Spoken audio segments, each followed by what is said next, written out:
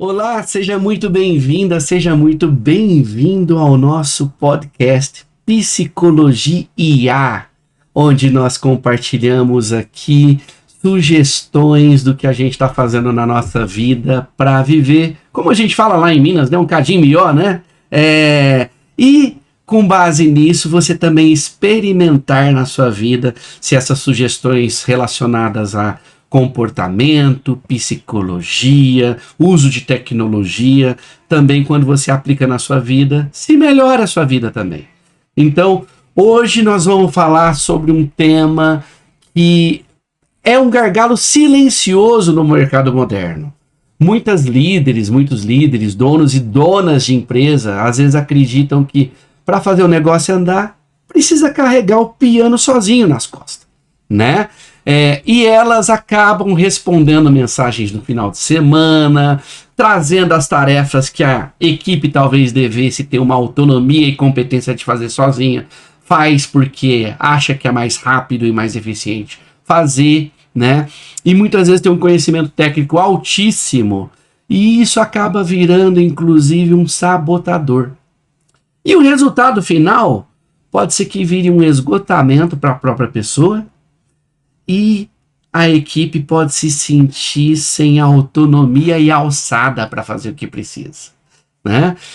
E para conversar sobre tudo isso, sobre comportamentos que podem ajudar a gente a ter uma liderança melhor, eu tenho a minha convidada aqui, que tem mais de 15 anos de experiência no mundo empresarial, né? Que mistura aí a tradicional administração formada na PUC com medicina comportamental pela Unifesp, especialista em dinâmicas de grupo, formada pela prestigiada Disney, olha que legal, né? Disney Institute, né?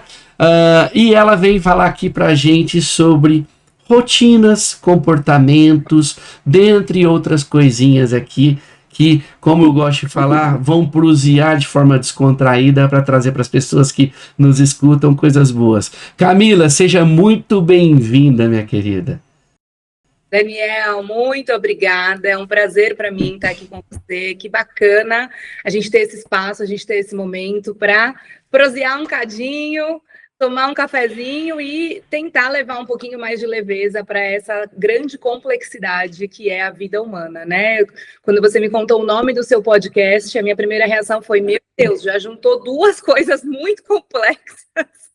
Vamos ver o que vai sair daí, porque a psicologia em si é uma área muito complexa e profunda, com IA, então, mais ainda. E aí, como você disse, eu tenho buscado, e eu lembro, até já contando rapidinho um pouquinho sobre mim, eu nunca fui muito estudiosa, nunca fui aquela aluna que era a primeira da turma. Eu ia bem em matemática, assim, mas em outras matérias não ia muito bem. E eu lembro de pensar, não vejo a hora de chegar, meu Deus, no último dia do último ano da faculdade, porque eu quero me formar, eu não aguento mais estudar.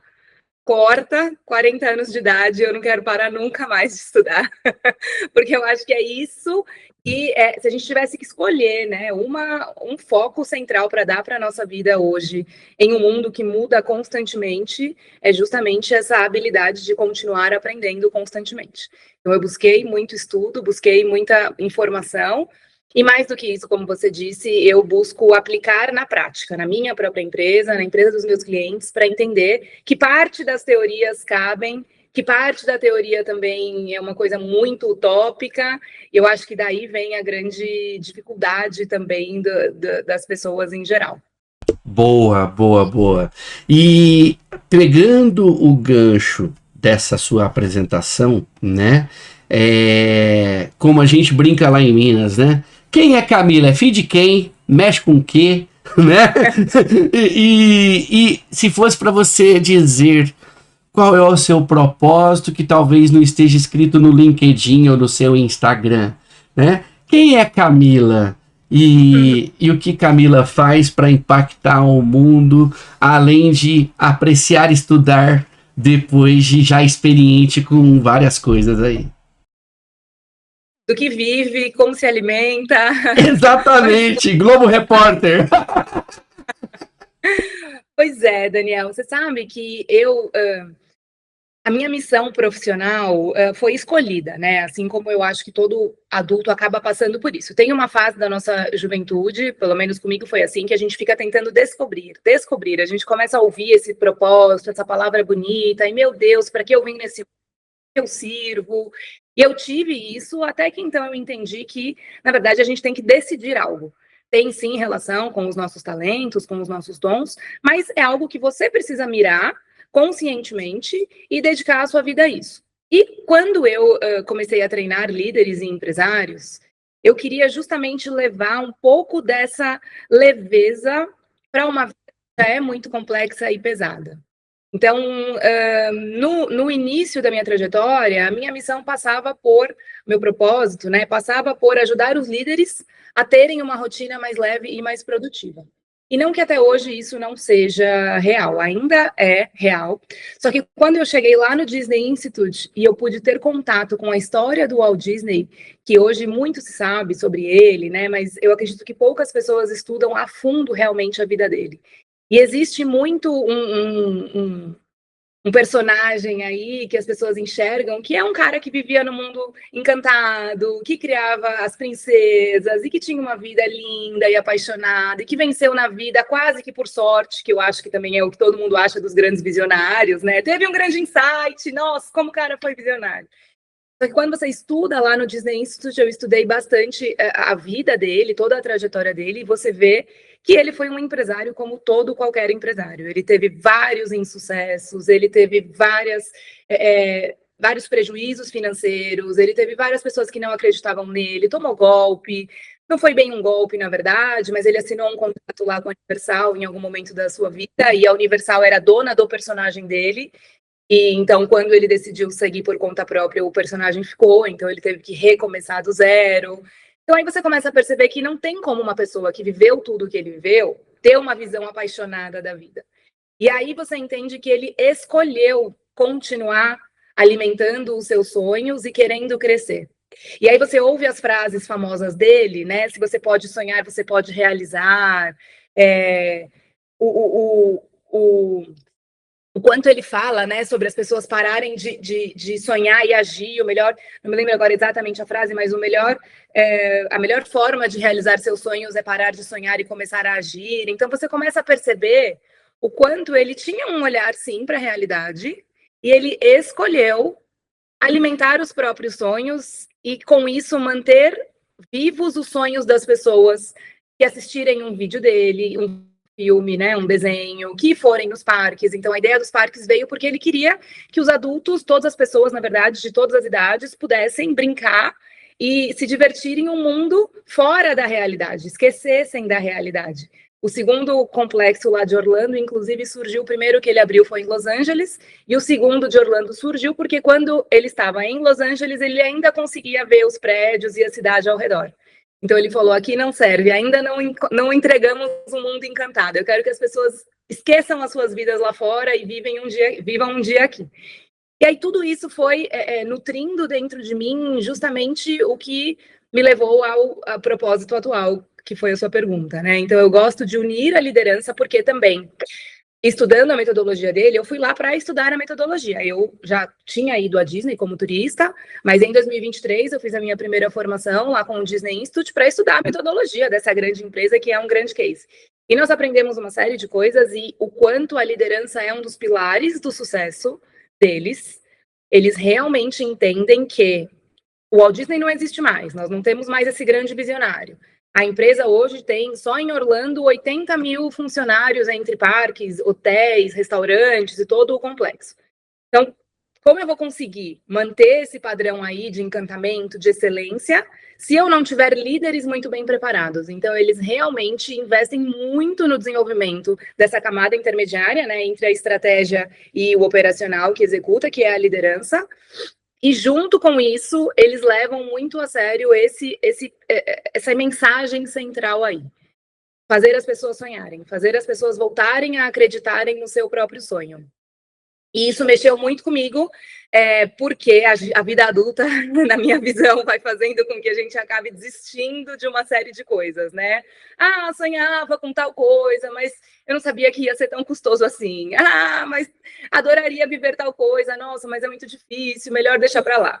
Então a gente vai acabando desistindo dos sonhos. Então eu acoplei esse propósito central de ajudar as pessoas a retomarem ou renovarem os seus sonhos, junto com a liderança e o empreendedorismo que surge a partir de um sonho, né? Ninguém chega num cargo de liderança ou abre a própria empresa se não tem um sonho ali, junto com aquilo. Só por dinheiro a pessoa não fica. Eu tenho esse olhar, porque só por dinheiro a pessoa não fica ali, tem várias outras formas de ganhar dinheiro. Então, esse é o meu propósito atual, a missão, né, por trás de tudo que eu faço. Eu gosto sempre de chegar aí, nessa chaminha que cada um tem e manter ela acesa. E por outro lado não, na verdade, junto com isso, gosto também de trazer um olhar de realidade, assim como o Walt Disney tinha. Tem muito sonho que a gente tem que realmente analisar e ver se ainda faz sentido, se ainda cabe na nossa vida hoje. Então, é ir conciliando essas frentes. Bem bacana você ter trazido essa questão da Disney e sonho, acreditar, dedicar, escolher, realizar, alimentar os sonhos. E você trouxe uma questão de que a Disney acredita que o desenvolvimento de suas lideranças através de um método, de uma metodologia, é o que faz, e tem se provado mesmo, o Walt Disney não estando mais entre nós em forma humana, por assim dizer, né? Tudo continuar rodando, né? Eu já tive a oportunidade também e o privilégio de ir nos parques da Disney e é de fato encantador, né? Tem até umas coisas que aconteceram comigo lá que eu fiquei de cara na maneira que eles cuidam das coisas. Eu acabei ajudando um senhor argentino que passou mal no barco lá no Magic Kingdom. E eu atuei como tradutor entre uma médica americana e a família argentina, a senhora e o senhor, para ajudá-lo, porque ele começou a passar mal, baixou a pressão dele, assim por diante. E no barco não tinha outras pessoas que falavam inglês e espanhol. Eu pedi para o barco voltar. Na hora que o barco voltou, todo mundo desceu e eu ainda fiquei ali fazendo intermédio. Na hora que chegou um funcionário da Disney, ele me perguntou: você tá em quantas pessoas? Eu falei assim: nossa, tô em 2 famílias, a gente tá em 8 pessoas aqui, né? Ele pegou um ticket e escreveu assim: vale 8 sorvetes na sorveteria principal na Main Street, né? Para 8 pessoas. Aí eu falei assim: caramba! Ele falou assim: você pode escolher o sorvete que você quiser. E me deu de presente pelo fato de eu ter sido um apoio, ter feito uma gentileza ali, vamos falar assim. E isso é uma coisa totalmente inusitada, totalmente inesperada, totalmente assim, fora do padrão de um script que a gente observa, né? E do que você aprendeu no Instituto Disney e de tudo isso, se fosse para você escolher 2 ou 3 coisas que tem na metodologia deles, que faz com que eles tenham vivo isso nos colaboradores, quais são essas coisas? O que você percebe? Muito legal, Daniel, você trazer esse ponto, e eu já vou responder como eles tratam situações assim. Eles falam sempre que pessoas nós não padronizamos, pessoas nós treinamos. Então, eles não entregam scripts prontos para as pessoas. Não tem como, em uma situação dessa, eles terem um manual. Olha, no caso de um turista ajudar outra família, você deve dar sorvetes para essa pessoa. Não existe, não tem como a gente traduzir isso. Quando eu estava lá, estava chovendo. E aí a gente foi para o parque com capa de chuva. E aí, ao entrar no parque, o responsável ali pelo ingresso olhou para mim e falou: nossa, que lindo seu vestido, parece uma princesa. E eu falei, e aí eu estava já na metodologia, na imersão, e na imersão a gente participa de uma competição de ir até os parques e identificar o que eles, da metodologia deles, que é a segunda parte que eu vou falar, dos 3 P's, processo, pessoas e local, mas como eles entregam a experiência a partir dessas 3 frentes. Então, eu estava provocando também, eu estava com esse olhar mais analítico, então eu estava provocando. Eu falei, nossa, você gostou do meu vestido? Ele falou, muito, gostei muito, eu tenho certeza que você vai ficar linda no baile hoje. Aí eu falei, será que um dia eu vou ser rainha? Aí ele falou, só falta a coroa. Então, tudo isso dentro daquele momento breve ali de passar o ingresso no parque. Então, não tem como, isso aconteceu comigo, aconteceu com você, não tem como uma empresa ficar maçantemente enfiando na cabeça da pessoa, fale isso, fale aquilo, fale isso, fale... porque não é sobre isso. Quando eles foram dar o treinamento pra gente, uma das partes é justamente o passeio e a visita técnica pelo parque. Então, o que eles deixam claro para cada um? Qual é o seu papel aqui, neste ponto de contato entre você e o cliente? E aí, o papel de quem está na recepção do parque, né, ali na entrada, é dar as boas-vindas. Tem pessoas que são direcionadas a verificar ingressos, e não são as mesmas pessoas que dão as boas-vindas. São pessoas diferentes. Quando você tem um problema com o ingresso, quem está dando as boas-vindas só levanta a mão, não tem um grande furdunço, não tem um grande, meu Deus, né, uma cena ali. Essa pessoa levanta a mão e vem alguém que está vestido de branco, inclusive, para ser uma pessoa mais amena e pacífica, não é o guardinha, não é o segurança, não é o cara bravo, e ele vai resolver, te puxa de canto para não segurar a fila, e ele vai resolver a questão do ingresso. E os outros estão dando as boas-vindas. Então, o gerente que deu o treinamento pra gente, ele falou, quando eu passo por aqui, eu vou olhar se eles estão olhando no olho, sorrindo e dando as boas-vindas. Aí eu perguntei para ele, e se eles não... Se você pegar alguém não fazendo, o que você faz? Ele falou, eu tiro do local, levo ele para o bastidor, lá eles chamam, né, a área do parque é a área do show, e a área interna deles é a área dos bastidores. Eu levo ele para lá e eu pergunto como ele está, como está o dia dele, e se ele está precisando de algum apoio e alguma ajuda, porque eu vi que ele não estava fazendo contato visual e sorrindo para os visitantes, os guests, eles chamam, né, para os clientes. Aí eu falei, mas como você sabe se ele sabe que esse é o dever dele? E ele me respondeu, ele sabe. E ele já está naquela posição, ele sabe. Ou seja, eles garantem o treinamento inicial, eles garantem a consciência do papel daquela pessoa naquela função, e a partir daí, essa pessoa tem a sua livre flexibilidade para assumir esse papel. Como você vai ser um bom anfitrião, como você vai ser, então, ali essa pessoa que entrega os vouchers para o sorvete. E aí, ao contrário do que muito circula pela internet, a minha instrutora dessa imersão também é a Jaqueline Gomes. É uma imersão, esse programa que nós vamos viver lá em Orlando é uma imersão organizada por ela. E dentro dessa imersão tem o treinamento com o Disney Institute. Então é legal porque ela também ajuda a gente a fazer essa... não é tradução, mas essa adaptação do que é importante para a cultura brasileira, né? Porque tem coisas da cultura americana, as leis não são as mesmas, né? Então tem um monte de pontos. Que é o terceiro P do Place. Exato, exato. Então, ela fala muito sobre isso, sobre o quanto eles treinam. Primeiro que para entrar ali na sua posição, eles são 30 dias de treinamento.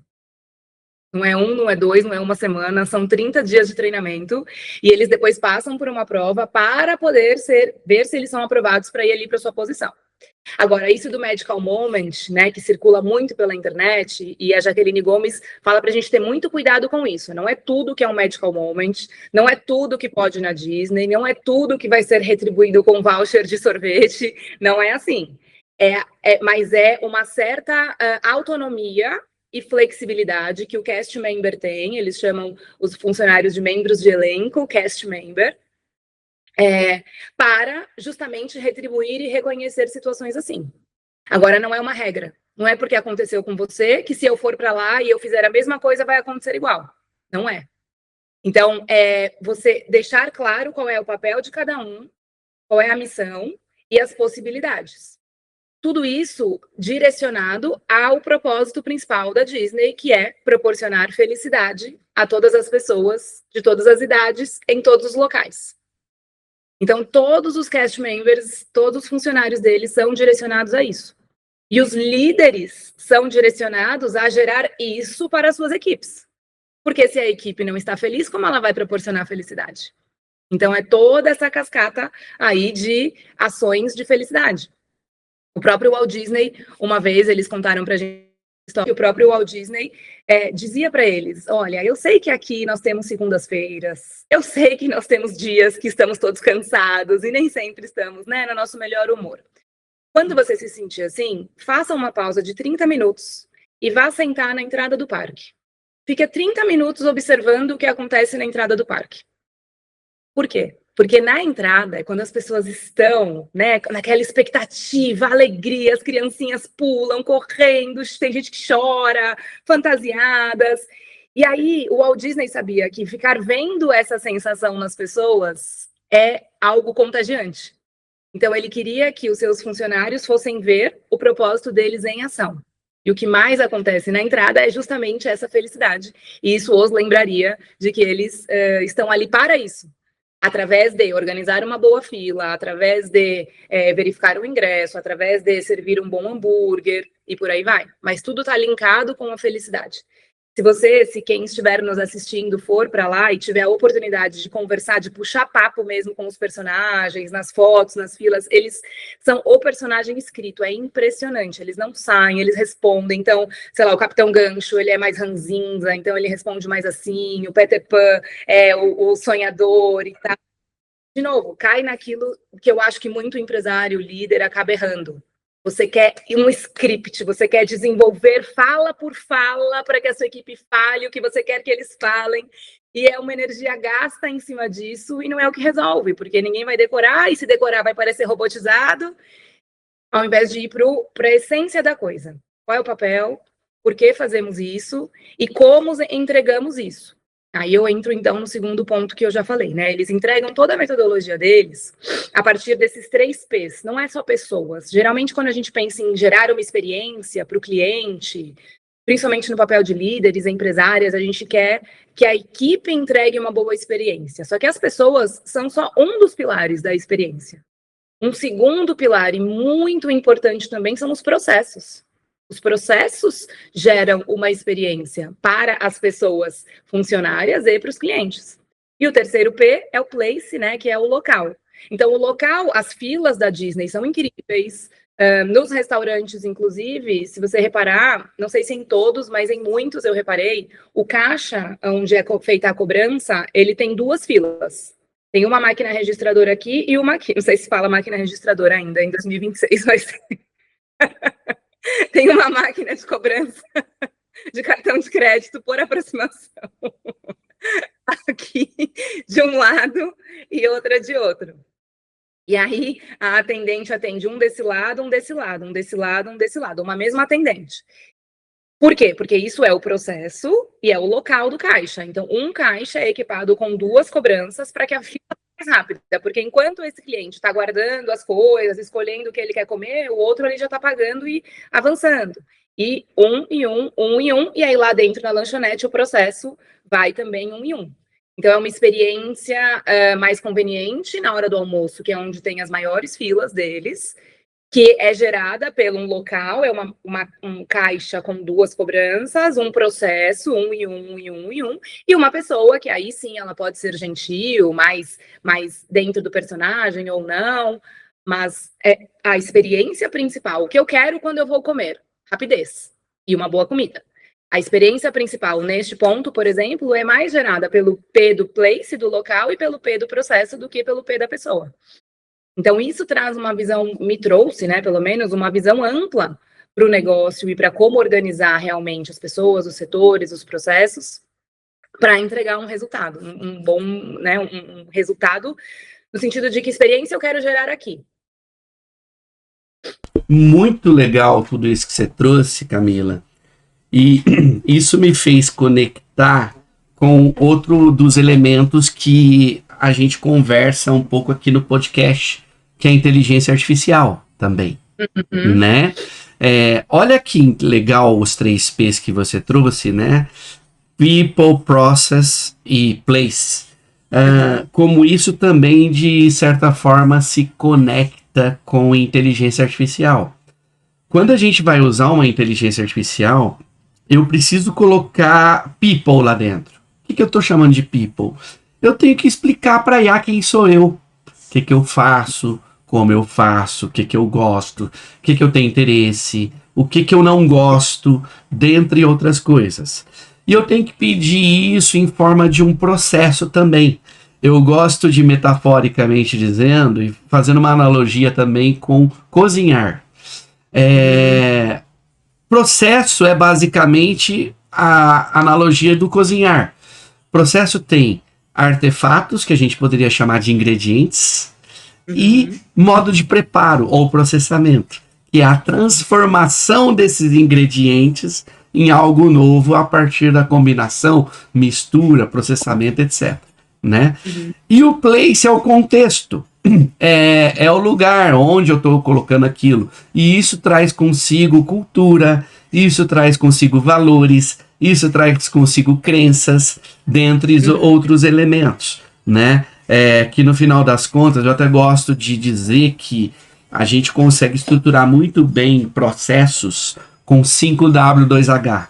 What, where, when, who, why, how much, how long, how many, que eu gosto de dizer, o último é quanto, né? A duração, por assim dizer. Né?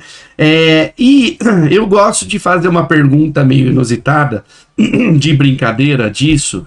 Se a IA, ou se a Disney com os 3 Ps, fosse uma música, qual seria essa música, ou estilo musical, e por quê, na sua visão? Caramba, boa pergunta.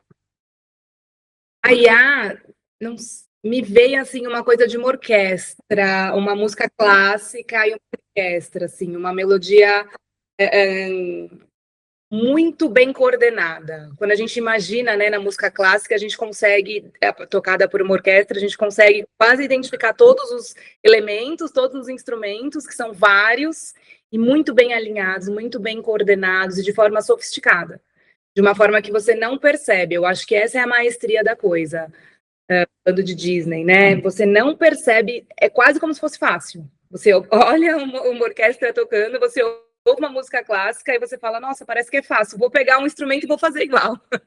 E acho que a gente pode levar aí para o paralelo da IA, né? A IA também, ela mostra hoje muitas coisas de forma simples, faz, inclusive, coisas de forma simples pra gente, que a gente sabe, ou às vezes sabe que nem conseguiria fazer tão bem quanto ela, ou na velocidade que ela faz, e com essa coordenação aí, com essa orquestragem de várias frentes e vários elementos. Gostei da analogia. E o líder seria como se fosse o maestro, né? De certa maneira. Né? Isso. Tendo a visão do todo acontecendo e, de alguma maneira, ajustando a integração entre cada executor do seu instrumento ali, do seu papel, né? Isso aí. E você passou por um ponto muito importante, né? Cultura, valores, qual é o nosso jeito de fazer algo. Lá logo eles abrem o treinamento falando isso. Ok, você veio aqui aprender com a gente, mas a gente sabe que a sua empresa não é a Disney. Tanto de tamanho quanto ramo de atividade. Você não vende princesas e mundos encantados, dificilmente, né? Esse é o ramo de atividade das pessoas que vão aprender com eles. Só que a nossa metodologia entrega um jeito de você encontrar o seu jeito de entregar o que você entrega muito bem. Esse é o ponto. É uma metodologia de criar excelência no que você faz. Na Disney, eles dão um show. Eles entregam um mundo encantado. O que você faz? O que você entrega por trás disso? E o tempo inteiro, o líder tem que ficar lembrando as pessoas que é isso que eles fazem. Eles precisam desse lembrete. O cenário e o ambiente, o local, também é organizado para que os cast members, os seus funcionários, se inspirem. Então, é muito importante que as nossas empresas, quando forem se inspirar nesse modelo, se lembrem, o seu local está apropriado para o seu colaborador entregar aquela experiência que você entrega para o seu cliente. Então, por exemplo, lá na Disney teve uma hora que a gente foi lá nos túneis subterrâneos do Magic Kingdom, que só entram os funcionários. E a primeira coisa que a instrutora chamou a nossa atenção, ela falou, ouçam a música que está tocando. Que música é? E era, sei lá, Justin Bieber, BTS, era alguma coisa assim de jovens. E aí ela olhou e falou, por que não tá cantando aqui o nananã da princesinha, nananã do mundo encantado? Aí a gente falou, é verdade, por quê? Ela falou assim, porque ninguém aguentaria, eles já ouvem isso lá fora o tempo todo, aqui a música é para eles. E a faixa etária das pessoas que trabalham com a gente, em sua maioria, gosta desse tipo de música. Então aqui dentro a gente toca tudo menos Disney e a gente fica variando entre músicas que inspirem eles, para que eles possam então estar inspirados para voltar e dar seu show. Então, uma organização muito grande para não só o bem-estar do cliente. O bem-estar do cliente vai ser consequência de uma equipe muito bem cuidada, e a equipe vai ser muito bem cuidada por um líder que é muito bem treinado e instruído. E tudo isso, eu gosto sempre de lembrar, voltado para dar lucro. Lembrem-se que estamos falando de uma empresa americana, time is money, e eles são lucro, dólares, tudo que você vai fazer na Disney é caro. Quer uma foto a mais, você paga mais, quer uma fantasia a mais, você paga mais, e tudo é voltado para gerar lucro, claro, que é o que todos fazemos quando vamos trabalhar. Então também não é, vamos deixar todo mundo felizes e comprometer o nosso lucro, não. Bacana você trazer isso. Você me fez lembrar de uma cena que eu vivi no banheiro com um americano e um latino. Olha que curioso. Que você falou time is money, né? Isso é muita cultura americana mesmo, né?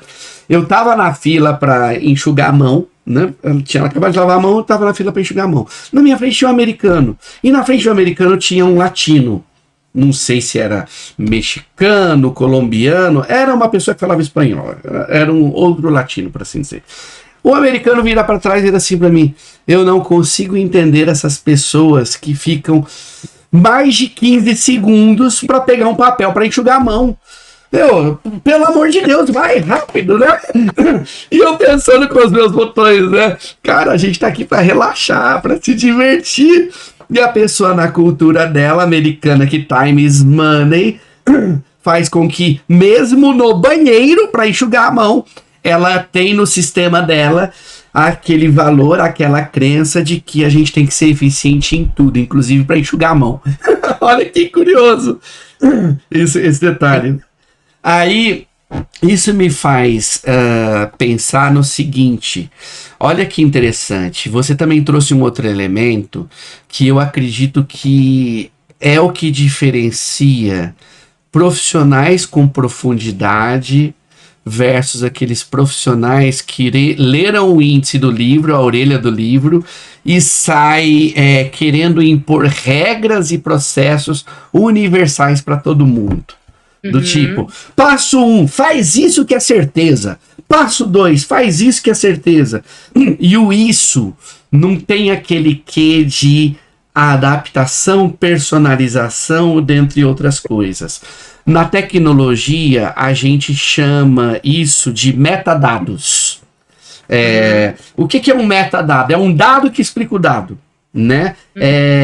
Então, quando a gente observa as coisas numa visão de processo, eu preciso criar um processo que tenha flexibilidade para que, ao colher o dado que é de entrada para processar, a forma do preparo se adapta conforme o dado que entra.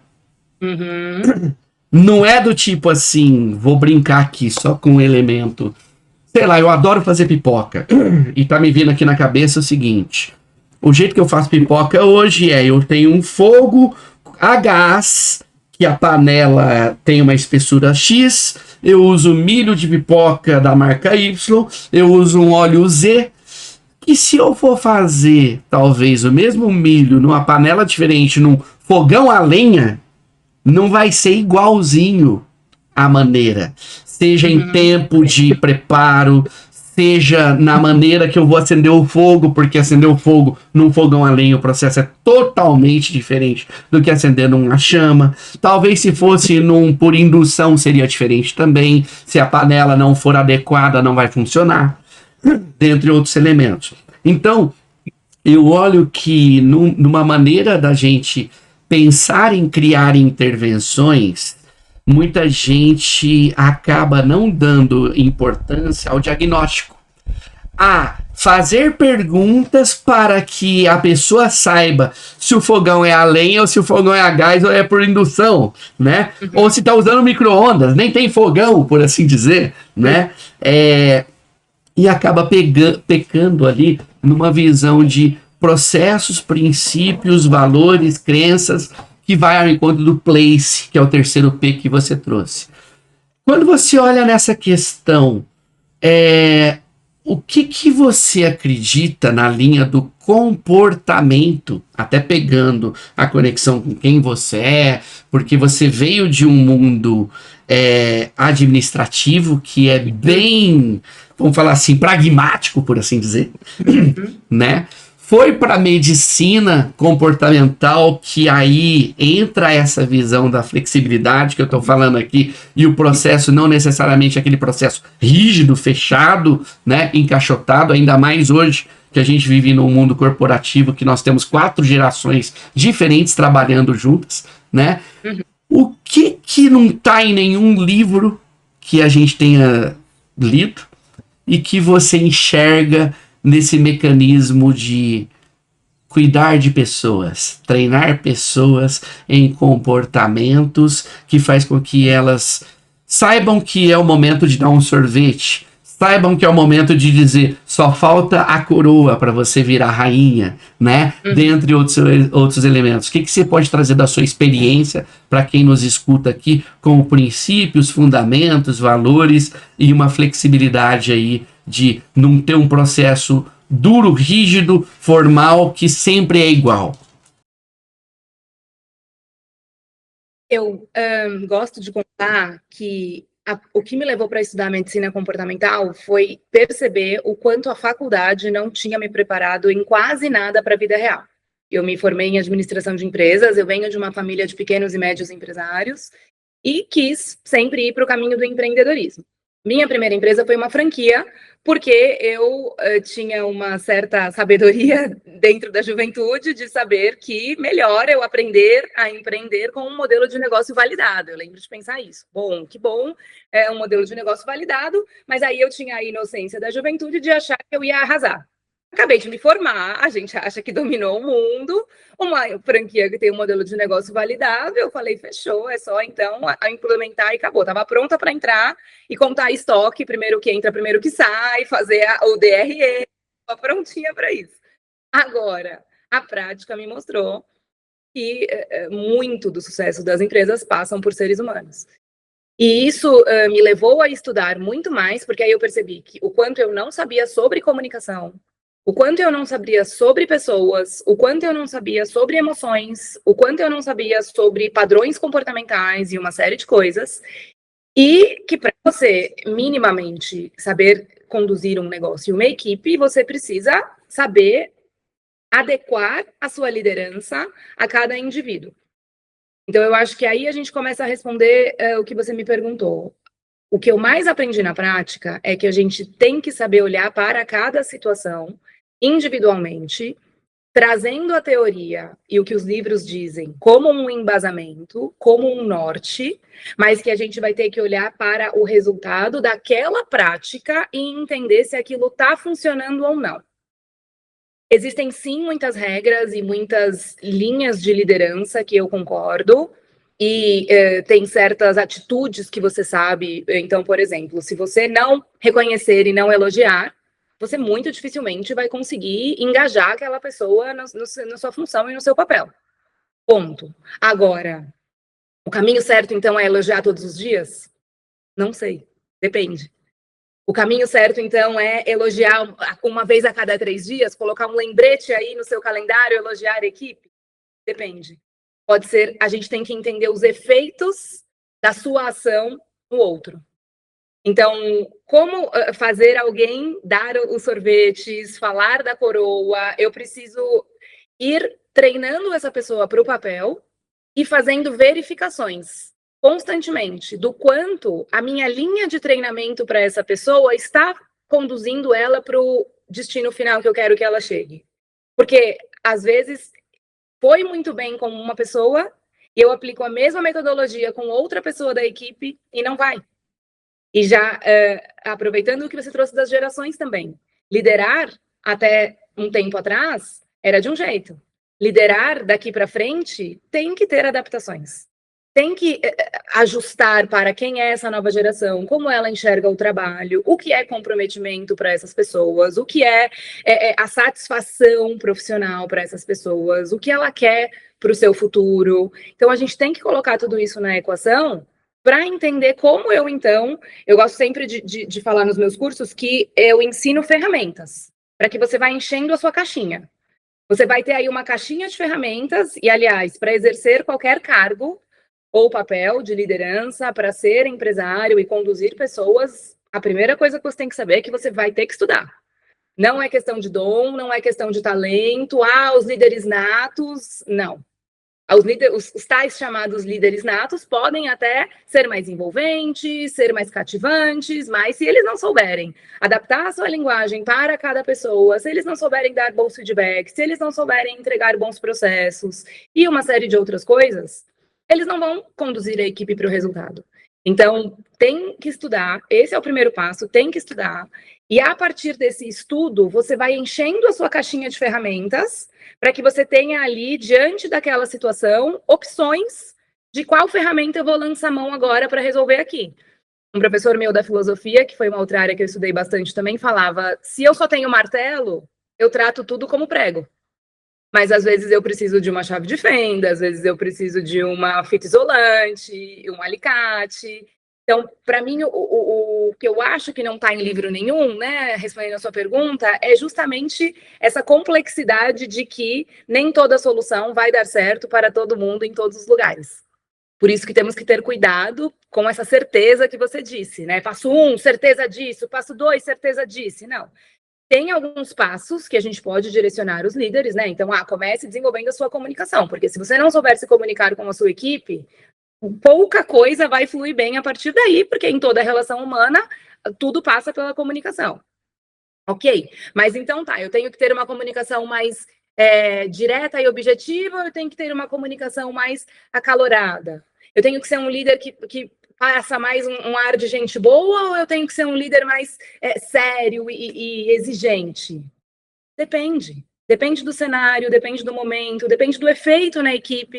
Eu estou acompanhando uma equipe agora que tem um ambiente leve, descontraído, e todos fazem piadas, e eles estão percebendo que isso está fazendo com que a equipe não tenha tanto respeito, por exemplo, com prazos, com normas, com regras, porque eles respondem também na base da brincadeira quando eles são cobrados de algo assim. Então, significa que naquela equipe o efeito está sendo mais prejudicial do que favorável, então vamos reorganizar, vamos redirecionar. E é sempre esse exercício constante. Como eu sei se eu estou sendo um bom líder, como eu direciono os meus alunos. Olha para a equipe. Como a equipe está nesse momento? Eles estão entregando o resultado? Eles estão entregando o comportamento que a gente espera?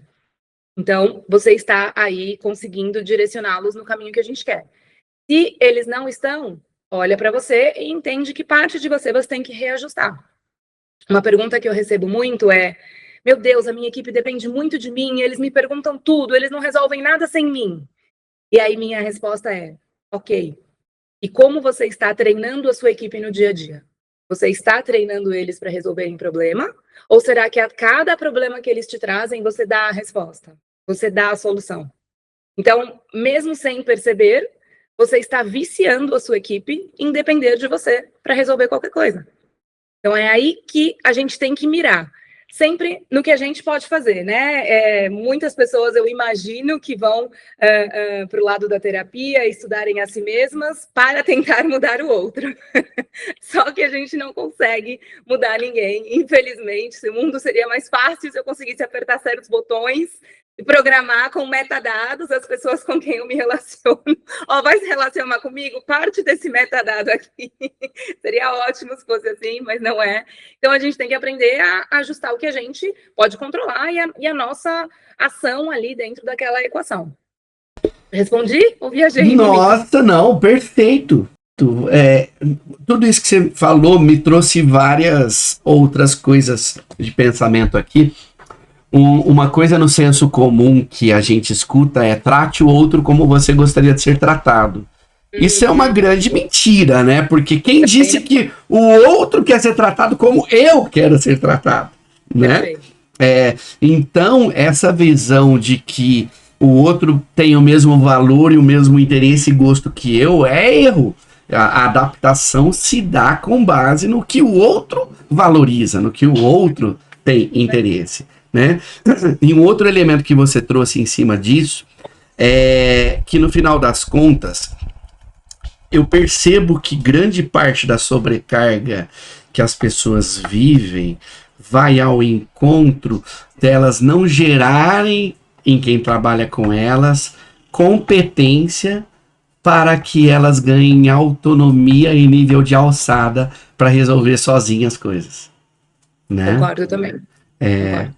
Porque isso vai até ao encontro de uma pergunta que eu quero fazer para ti, de um post que você fez, dizendo que quando as pessoas são muito boas tecnicamente, ou boas resolvem bem os problemas rapidamente, etc., que vai exatamente ao encontro disso, elas acabam virando o gargalo da própria empresa.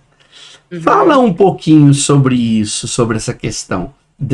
Elabora um pouco mais sobre isso, até porque essa é uma dor muito frequente que a gente vê no mercado, né? Pessoas tendem a subir, principalmente no mundo corporativo, com grandes estruturas, ou como empresárias de si mesmas, quando elas ganham equipes, elas são muito boas em fazer tecnicamente o que precisa, mas não necessariamente são boas em desenvolver comportamentos e assim por diante. Não quero eu dar resposta, quero ouvir de ti. O que você pensa a respeito disso e por que você fez esse post? Quando eu fui estudar medicina comportamental, eu estudei muito sobre neurociência.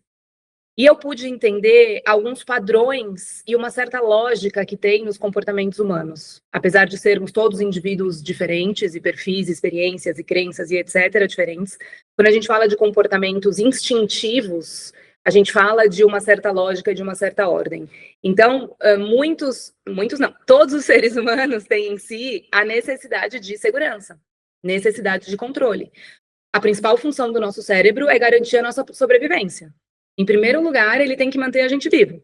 E para manter a gente vivo, ele gosta de conhecido, ele gosta de um ambiente que ele conhece, ele gosta de economizar energia. É por isso que nós temos aí uma natureza preguiçosa e é muito mais difícil sair do sofá e ir para a academia do que ficar no sofá, por exemplo. É muito mais difícil negar a sobremesa do que aceitar a sobremesa. Então, o nosso cérebro ele é programado para economizar energia.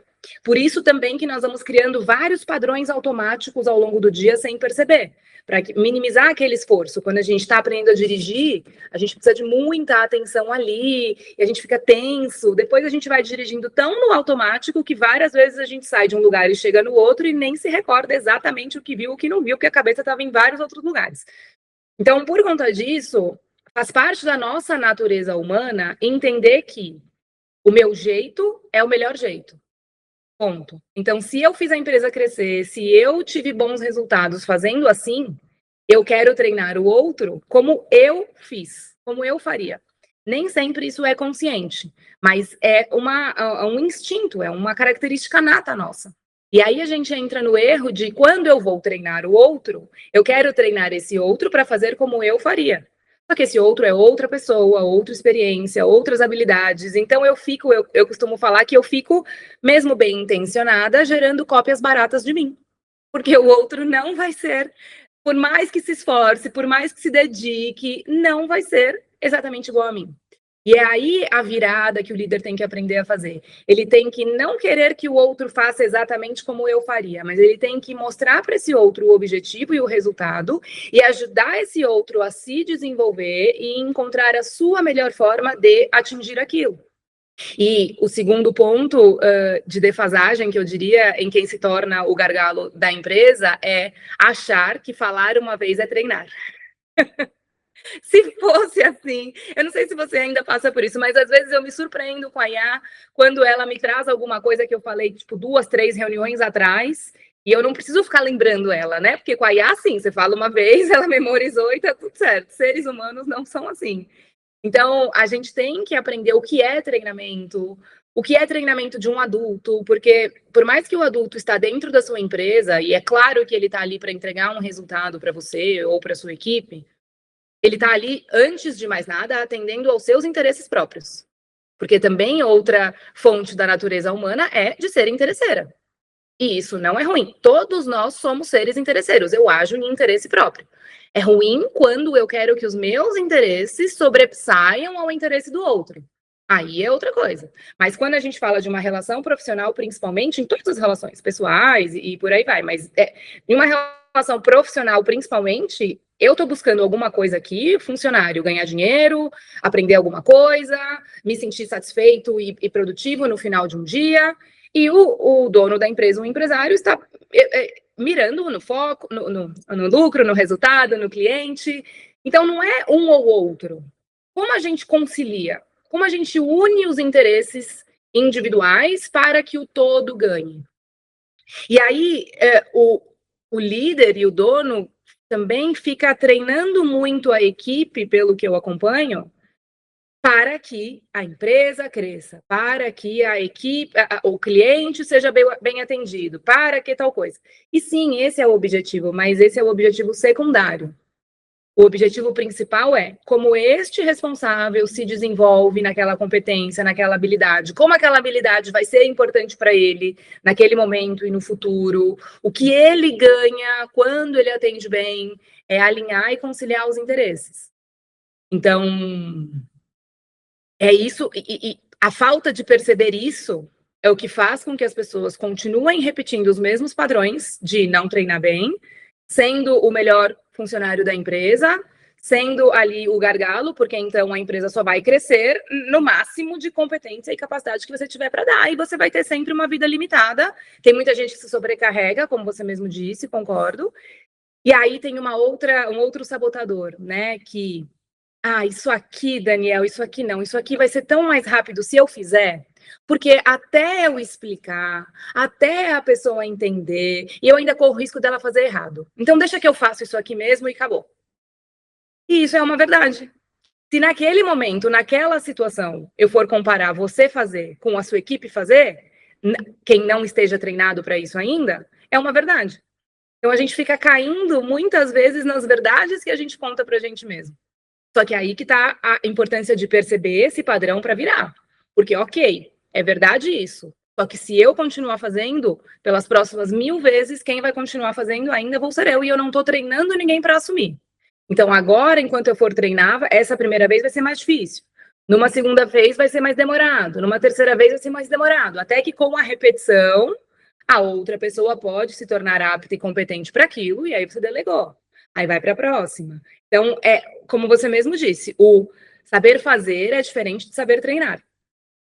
E acho que esse é o ponto de que muito líder acaba errando. Eu chamo dos líderes heróis. Tem muito líder que é o líder herói. Ele corre para salvar o mundo, ele corre para resolver tudo. E aí a gente pode até entrar em questões psicológicas que também tem uma satisfação, né? Nada que acontece sem mim. Eu sou a pessoa que tem que resolver. Tem muita gente que reclama, mas você vê que por trás daquela reclamação tem, assim, uma autoafirmação. Porque eles não conseguem nada sem mim. Então, é difícil mesmo, né? Se tornar desnecessário para a equipe, mas seria o sonho e o melhor dos mundos. O líder se tornar desnecessário significa aí sim que ele venceu, que a equipe está apta e pronta para seguir sem ele. Que nunca vai ser sem, na verdade, também, né? Sempre vai precisar ali de um direcionamento, da inspiração, de um aplaudir, né? Às vezes só o fato de aplaudir já é o que a equipe precisa naquele momento e segue.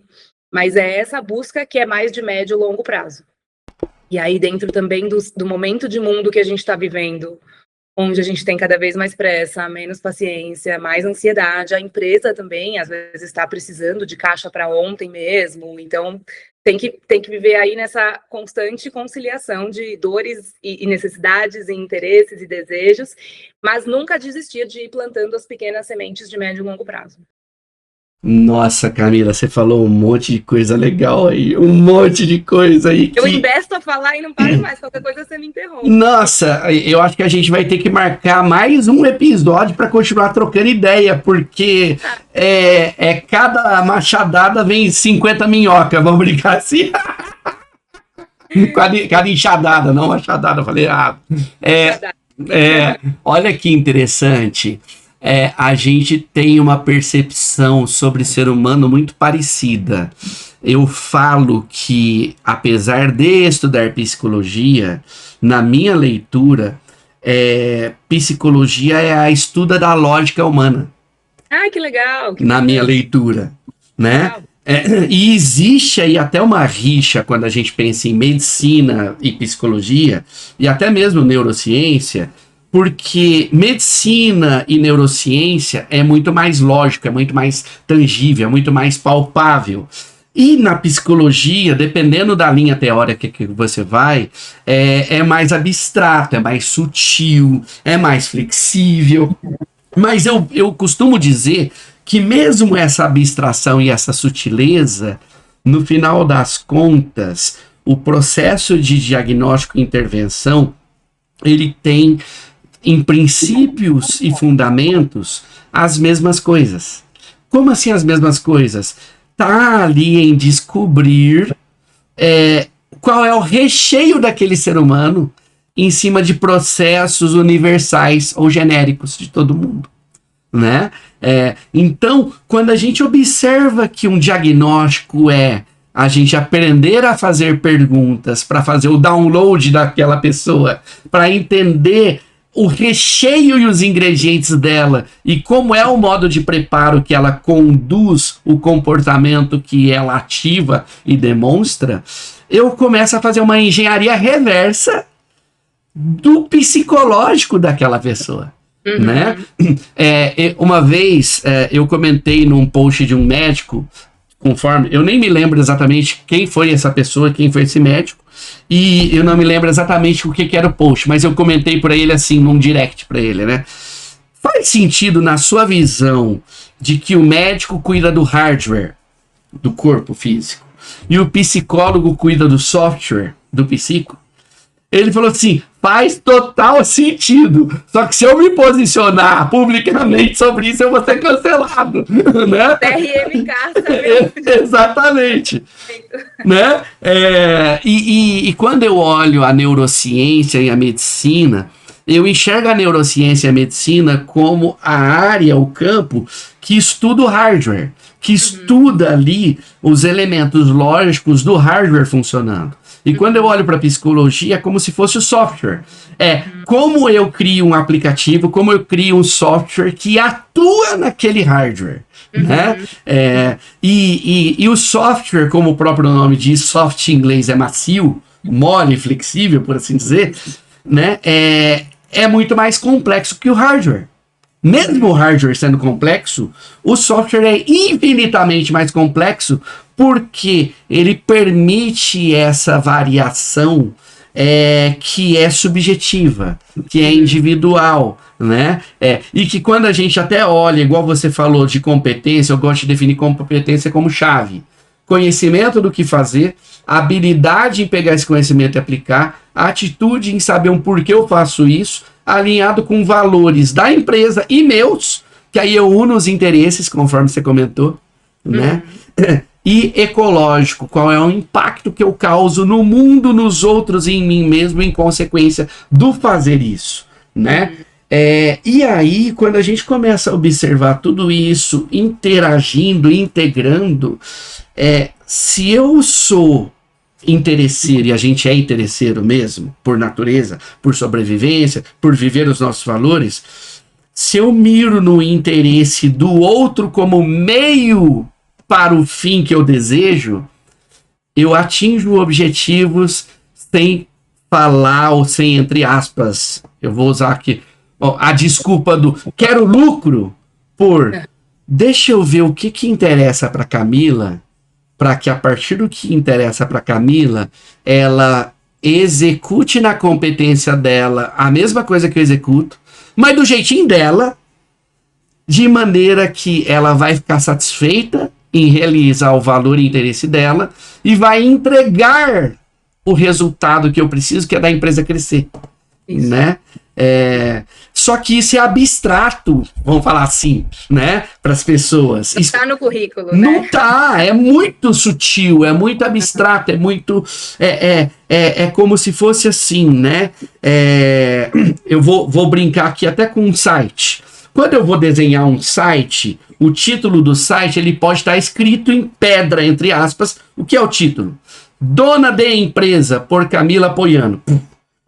Mas, de repente, você quer adicionar, além do gestão comportamental ali, alguma coisa. Num jeito rígido de ser, o site ele é fixo. Eu tenho que pegar, desenvolver um novo site, flexibilizar. Mas quando eu crio uma camada que edita esse texto, que é lido para ser mostrado, eu torno isso flexível, eu torno isso mole, né? E aí, até conectando essa visão disso, já para a gente ir até encaminhando para os finalmente aqui, porque senão a gente fica proseando até a tarde inteira. Né? Sim. Na sua visão, como que a gente consegue extrair interesses, necessidades, valores dos nossos colaboradores para que eles executem o fim que a gente deseja através do meio deles fazerem, sem precisar ter intimidade, de maneira que não necessariamente eu chamo a pessoa para tomar um vinho aqui em casa, para tomar um café comigo, para prosear aqui comigo, mas eu consigo dela a execução do comportamento que leva ao resultado que a empresa precisa. Como que você coloca isso para os seus estudantes, para os seus alunos? Isso.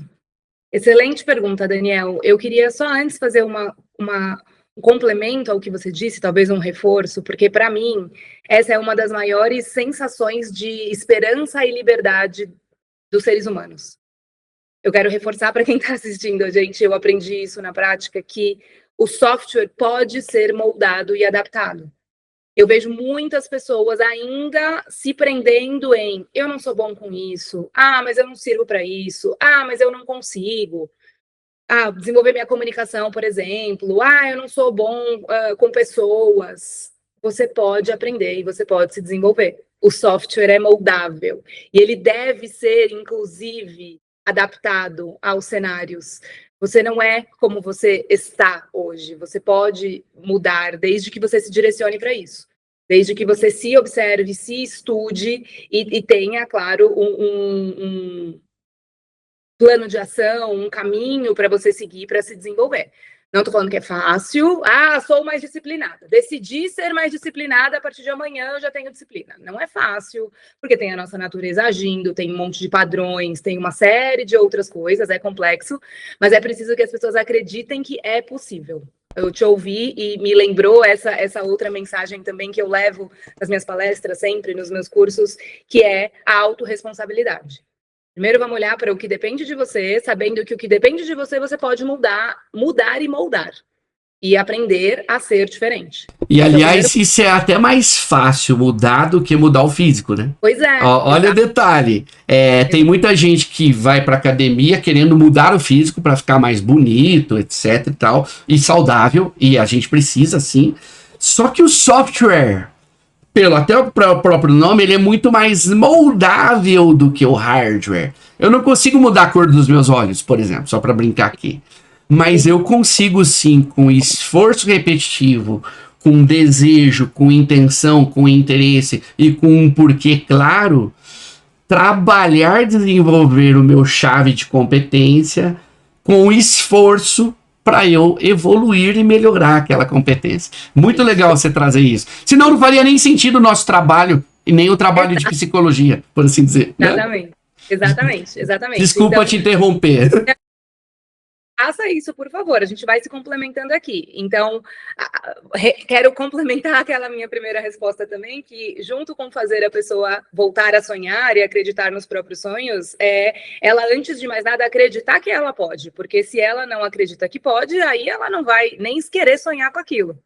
Então, é acreditar que ela pode se desenvolver. Talvez hoje ela não está pronta mesmo para aquilo, talvez se ela não aprender nada novo, ela realmente não vai chegar lá onde ela quer chegar, mas ela pode aprender desde que ela se direcione para isso. E saber disso é muito importante. Eu lembro na medicina comportamental que um professor mostrou para a gente o quanto as nossas preocupações são aprendidas ao longo da vida. Nós não somos obrigados a estarmos preocupados o tempo todo, a estarmos ansiosos o tempo todo. A gente foi aprendendo e desenvolvendo esse padrão. Ah, meu Deus, mas é porque a empresa vai fechar no prejuízo. Ah, tá, mas agora é terça-feira, meio-dia. O que você pode fazer por isso agora?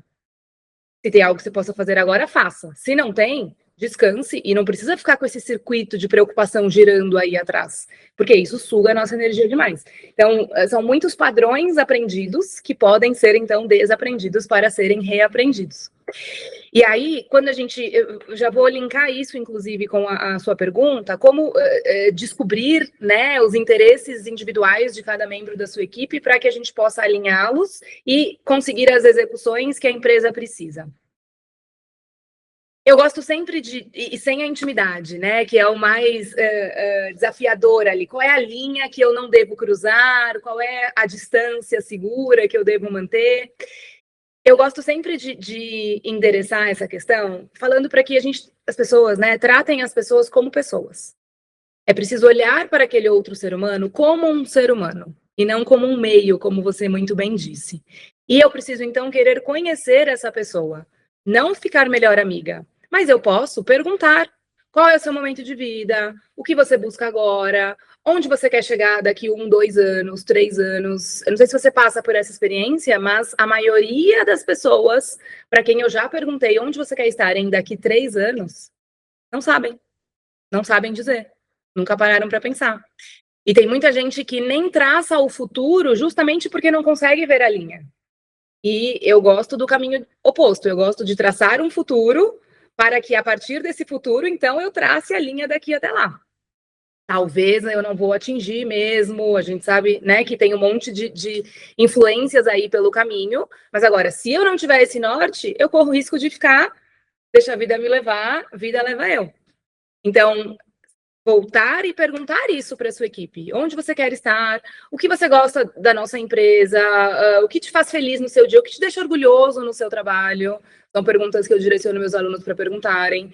E entender muito o momento de vida da pessoa. Tem a famosa pirâmide de Maslow, que mostra, né, as necessidades, a hierarquia de necessidades das pessoas e o quanto ela só evolui nos seus quereres a partir de ter as bases preenchidas. Então, olhar também para cada membro da sua equipe e entender qual é o momento de vida. Será que essa pessoa está ali querendo ainda só dinheiro? Tem uma etapa da vida dela que ela está querendo só dinheiro. Agora, e quais as próximas? O que ela faz bem? Você pode observar o que ela faz bem. E será que ela percebe que ela faz aquilo bem? Porque geralmente o que a gente faz bem, se ninguém conta pra gente, a gente não percebe, porque é natural, né? Então eu tô só sendo. Então é legal que alguém de fora mostre isso, de fora mostre isso. Então é preciso ter um interesse genuíno. A resposta para você é essa. Eu preciso ter um interesse genuíno por conhecer aquela pessoa, conhecer o momento de vida dela e conhecer as buscas dela. Sabendo isso, sem café em casa, sem almoço, sem nada, pode ser uma conversa de escritório, mas é olhando para aquela pessoa antes de olhar para a empresa, para o cenário e para o destino final. E ao ela te trazer esses pontos, o líder, então, concilia. Como nós, então, conciliamos esses interesses? Olha, essa atividade aqui pode te desenvolver nisso, atender esse cliente agora, que eu sei que vai ser um grande desafio, mas vai te treinar para se tornar um melhor argumentador, um melhor negociador, por exemplo, e isso está alinhado com os interesses de crescimento. Então, ir conhecendo as pessoas, tendo um interesse genuíno, tratando as pessoas como pessoas e adultos como adultos, para a gente não correr o risco também de se tornar o líder babá, que fica cuidando de adultos e lembrando tudo o que eles têm que fazer, com esse interesse genuíno. Tem que ser um interesse genuíno. E eu gosto de pensar em como despertar no outro a vontade de vir junto comigo. Eu não consigo obrigar ninguém. Eu até posso tentar exercer ali um poder e obrigar a pessoa a fazer, porque ela está sendo paga para isso e vai fazer porque eu estou mandando. Vai acontecer. Tem muitas situações que a gente sabe que vai acontecer, mas vai ser aquele tiro curto. Então, é mirar em despertar no outro a vontade de correr comigo, enquanto estivermos dividindo os nossos capítulos de vida, que tenhamos os nossos interesses mútuos atendidos, e se no próximo capítulo não estivermos mais juntos, ok, a nossa história desse capítulo vai ser a melhor que a gente possa, e assim a gente vai evoluindo. Muito legal isso. Você me fez até lembrar de... Eu sou muito consumidor de podcast, muito. Eu ouço podcast diariamente. Que legal, eu gosto também. E um dos que eu ouço é o Lugar de Potência do Ricardo Basaglia, que a gente até trocou figurinha por WhatsApp a respeito, né? E eu me lembro que em algum dos episódios que eu escutei dele, que já são dezenas aí que eu já escutei, ele falava que quando a empresa viabiliza o colaborador realizar o interesse dele, mesmo que seja inclusive viabilizar essa pessoa sair daqui a um ano, essa pessoa vai se dedicar com muito mais qualidade enquanto ela está, né? Antes da gente ser interesseiro, apesar de ser interesseiro ser algo natural do humano, a gente precisa ser interessante, né? Legal, e interessado. Exatamente, a gente se torna interessante sendo interessado. Legal. Né? Porque se eu de fato me interesso pelo que a pessoa se interessa, eu costuro o que eu tenho de objetivo com o interesse dela. É um exercício de observar o que eu desejo fazer e colocar o tempero do outro no modo de fazer aquilo, né? Isso aí. E é conhecer os sonhos, né? Voltando a falar dos sonhos, é conhecer quais são os sonhos da pessoa. A gente já perguntou? O meu marido fala sempre, como é que eu vou pedir para alguém me ajudar a realizar o meu sonho se eu não conheço o sonho desse alguém? Então, a gente tem que entender que a empresa vai ser um meio de realizar sonhos. E quanto mais a gente conseguir realizar os meus sonhos, os sonhos da equipe, os sonhos do cliente, mais todo mundo ganha, mais a empresa cresce e é aí que a gente tem que chegar. Mas eu preciso conhecer os sonhos das pessoas que trabalham comigo e entender qual é o meu papel nisso. Como eu consigo fazer isso acontecer de alguma forma? A gente falou do maestro, né, do líder ser o maestro, e tem uma linha que fala que o líder é e deve ser o maestro das paixões. E eu gosto muito de olhar dessa forma, porque eu posso ter uma relação profissional ali e o tempo todo falar com essa equipe só sobre o trabalho. O que você tem que fazer, isso é sua responsabilidade, sua função, já fez isso, já fez aquilo, mas o que faz com que a gente brilhe, né, o que faz com que a gente tenha aquele empenho maior é justamente aquela paixão por trás, que não é o apaixonado, mas é a energia, é o fogo, é o que faz a gente vibrar, o que faz alguém fazer algo tão bem que dá gosto de ver essa pessoa fazendo. Então, é ter essa paixão muito clara, ter essa energia vibrante da equipe, da empresa, do propósito, para que isso seja compartilhado com todos. E volto a falar do orgulho, porque se tem uma coisa que ser humano faz muito bem, é algo que o deixa orgulhoso. E o que deixa cada um orgulhoso é diferente para cada um. Eu gosto de contar a história de quando eu aprendi a fazer café coado. Coisa simples e que eu, por incrível que pareça, não sabia fazer até juventude, faculdade, assim. Sempre tive minha mãe que fazia, né, com as máquinas de café e tal. E aí, chegou o momento que eu decidi aprender a fazer café coado, no sentido de que não, eu posso, se eu fizer café, eu domino qualquer coisa nesse mundo. E aí eu me coloquei a fazer, e quando eu aprendi, que é muito simples, cara, não é muito difícil, mas quando eu aprendi, eu queria fazer café para todo mundo. Eu ia na minha avó e falava, vó, quer um café? Vou passar um café. Eu ia no tio e falava, tio, quer um café? Vou passar um café. Qualquer pessoa que chegava em casa, quer um café? Vou fazer um café. E as pessoas falavam não, e eu murchava, tipo, deixa eu fazer um café. Então, é descobrir isso. Qual é aquele ponto de cada um que faz com que a pessoa fique orgulhosa de si? E aí a gente passa por uma mínima superação. Para a gente atingir o orgulho, tem que ter também uma mínima superação que volta para a questão de que é individual de cada um. Nossa, Camila, você alugou um triplex na minha cabeça de vários... Nós vamos ter que marcar outro podcast, porque tudo isso que você colocou aqui me fez literalmente abrir uma série de ramificações de outros assuntos que dá pra gente costurar, né? Dá pra gente falar. Você falou da questão da satisfação, para mim isso se conecta com eudaimonia, né? Tem conexão também com hedonismo, que é a satisfação do prazer a curto prazo, né? As pessoas tendem muito a valorizar o resultado de curto prazo e esquecem de olhar para as coisas que o resultado é de médio a longo prazo. Quando você falou da questão do, é mais rápido e fácil fazer, só que a pessoa está mirando em algo de curto prazo. No longo prazo, você não escala não desenvolver no outro a chave da competência para que ela possa fazer sozinha, né? E quando você falou do perguntar para o outro sonho para que viabilize integrar os sonhos e as realizações, o ser humano detesta a gente egoísta. E o ser humano sente pessoas interesseiras quando ela não inclui o outro na maneira de realizar o sonho dela, para que os sonhos compartilhados sejam realizados em conjunto, né? Na psicologia a gente estuda que o ser humano tem 3 necessidades básicas psicológicas: competência, que gera autonomia, que é a segunda, e que a competência também gera também, a partir do desenvolvimento do chave, relacionamentos que nós nos sintamos parte, pertencendo. E como que eu me sinto parte, pertencendo? Se a realização do meu sonho, você trabalhando junto comigo, também tem a realização do seu sonho, porque aí você se sente parte integrante do fazer aquilo, né? Não, mas se alugou um triplex e aqui dá assunto para mais 2 horas de conversa, vamos brincar assim. Parceiro meu, Adriano, que ele fala, vai abrindo vários pop-ups, a gente vai começando a falar e vai abrindo vários pop-ups, depois tem que ir voltando nele. Exato. E para a gente fechar mesmo esse episódio, e nós vamos ter que gravar outros episódios, eu tenho certeza, porque essa conversa para mim foi deliciosa, né? Foi no flow, né? Espero que para você também tenha sido gostosa.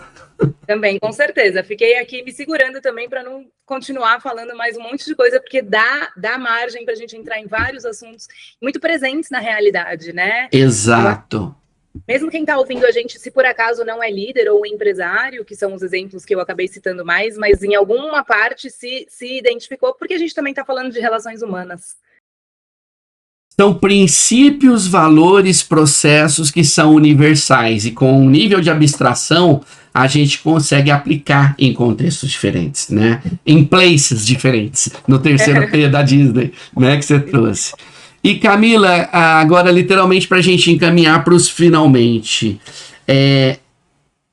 que mensagem atemporal e talvez independente de place, de lugar, de contexto, você daria para o mundo?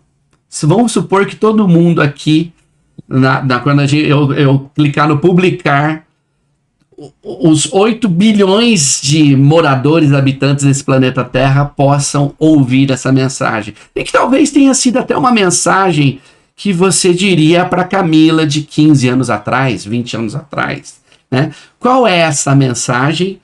E aproveita, já engata, deixa suas redes de contato, como as pessoas te encontram. Se quiser deixar uma outra mensagem final, além dessa também, fique à vontade. E eu deixo aqui meu especial agradecimento por sua generosidade, gentileza e disponibilidade de compartilhar tanta sabedoria e experiência. Muito obrigado.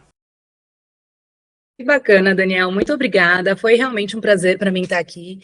Eu tenho uma mensagem que eu gosto e repito muito, que é: o difícil não precisa ser pesado. Quando você se concentra em se desenvolver, quando você consegue ter clareza do porquê você está fazendo o que você está fazendo, e quando você sabe também aproveitar o lado bom do caminho, porque todo o caminho tem o tortuoso, o prazeroso, todo o caminho tem o lado bom. E quando você consegue aí aprender a se desenvolver, aprender a lidar com o que é difícil, você entende que ele não precisa ser pesado. A carga e o peso é mais a gente que traz. Ou é quando a gente não busca se desenvolver e eu fico tentando fazer algo na base do eu acho que eu sei, eu não tenho a competência, não tenho a chave, e é aí que vem o peso, porque eu fico patinando. Então, quando eu aprendo o que eu tenho que aprender, quando eu aprendo que eu posso me desenvolver, e que todo problema é uma oportunidade de desenvolvimento, nem todo problema tem oportunidades, né? Tem uma frase aí também que fala, todo problema traz oportunidade. Eu acho que não, eu acho que tem problema que é só tragédia mesmo, e é problema, só tem que resolver e seguir. Mas eu posso olhar para os problemas do dia a dia e entender que aquilo traz uma oportunidade de desenvolvimento para mim. Eu posso aprender algo, eu posso desenvolver. E quando eu olho com esse olhar para a vida, eu consigo entender que se eu tenho algum sonho grande ou ousado, o caminho vai ser difícil.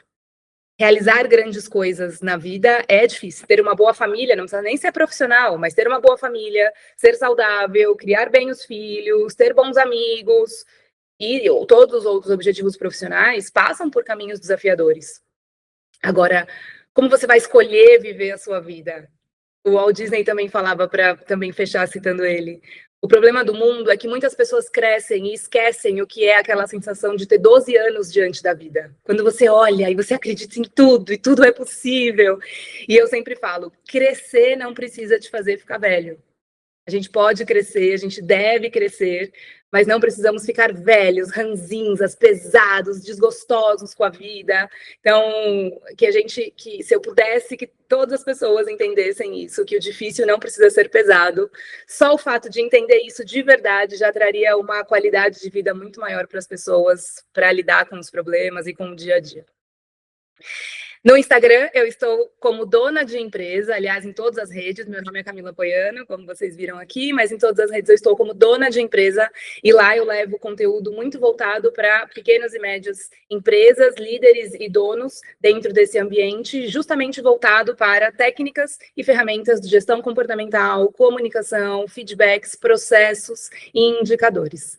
E também quero convidar, né, todos que estão aqui para me acompanhar por lá. Se você chegar lá na minha rede social, não me conhecia ainda, deixa um recado para mim, para eu saber que você me conheceu aqui no podcast da Psicologia, para a gente poder também se conectar um pouquinho mais. E, Daniel, quero te agradecer. Foi um prazer de verdade mesmo estar aqui com você. Vamos marcar vários e outros. Eu gostei muito também dessa complementariedade de conhecimentos, né, que temos, olhando para um mesmo tópico, mas de frentes e de óticas diferentes. Então, acho que a gente tem um bom match aí. Muito legal, Camila, muito legal. Amei a prosa aqui contigo, como a gente fala lá em Minas, né? Proseamos bastante. E se deixar, a prosa invade a tarde e por aí vai, né? Agradeço de coração, de verdade. E vamos sim marcar mais bate-papo. E querido ouvinte, espectador, telespectador, né? Como o Silvio Santos falava, né? Todos temos em nós um pouquinho de Silvio, né? A gente precisa gastar. Exatamente, influenciado, crescemos vendo, assistindo, né? Tudo isso, né? Assistiu a gente até aqui? Deixa um comentário, né? Qual é o desafio que você acredita que, de repente, o que a gente falou aqui pode ser uma tentativa de solução para você também, né? Espero que você tenha saído aí com anotações diversas das ideias que a Camila compartilhou aqui nessa prosa. E até breve, se Deus quiser.